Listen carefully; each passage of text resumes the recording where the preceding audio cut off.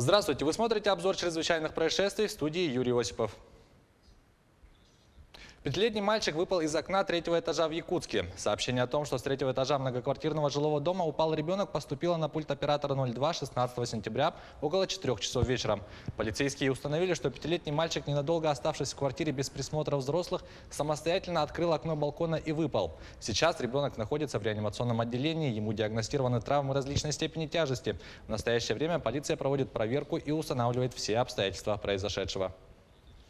По подозрению в получении взяток в крупном размере задержан бывший ведущий эксперт дорожного хозяйства отдела эксплуатации компании «Управтодор». Возбуждено уголовное дело. Подозреваемому инкриминируют сразу два эпизода преступлений. По данным следствия, в сентябре 2016 и в апреле 2017 года подозреваемый потребовал от генерального директора компании, которая выполняла дорожные работы по госконтракту на автодороге АМГА, деньги за беспрепятственную приемку работ и последующее перечисление денег данному предприятию из ГКУ. Генеральный директор, желая своевременной оплаты денежных средств для возглавляемой им организации, был поставлен подозреваемым в условия, при которых согласился на незаконное предложение. Как полагает следствие, выполняя указанные договоренности, гендиректор дважды лично передавал подозреваемому требуемые суммы в размере 200 и 400 тысяч рублей соответственно. Полученными денежными средствами ведущий эксперт распорядился по своему усмотрению. 18 сентября текущего года мужчина задержан по подозрению в совершении указанных преступлений. С ним сейчас проводятся следственные действия. В ближайшее время он будет доставлен в изолятор временного содержания. Уголовное дело возбуждено по материалам проверки, проводимой сотрудниками УФСБ России по республике Саха-Якутия. В рамках расследования уголовного дела следователи устанавливают причастность подозреваемого к совершению других преступлений. Расследование продолжается.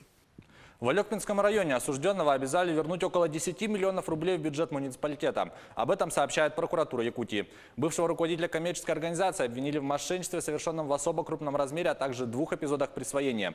Выяснилось, что он по заключенному муниципальному контракту о проведении капитального ремонта в многоквартирном доме составил подложные акты о приемке выполненных работ. Пользуясь полномочиями по снятию денег с расчетного счета предприятия, он забрал себе деньги, поступившие в рамках муниципального контракта на приобретение жилых помещений для предоставления гражданам в связи со сносом аварийного жилья. Он нанес около 10 миллионов рублей ущерба бюджету города Алекминска.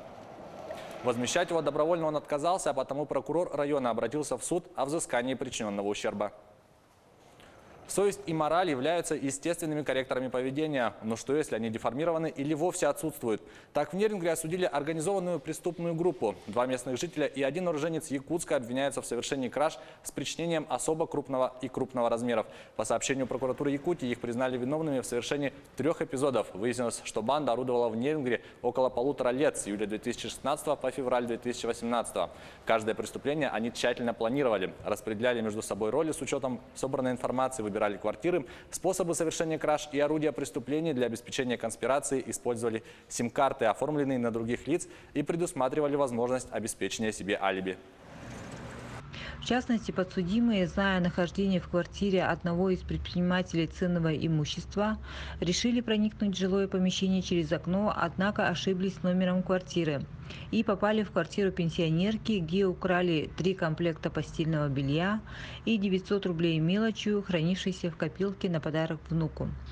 Впоследствии мужчины все же проникли в квартиру предпринимателя, где похитили имущество на общую сумму свыше 3 миллионов 883 тысяч рублей.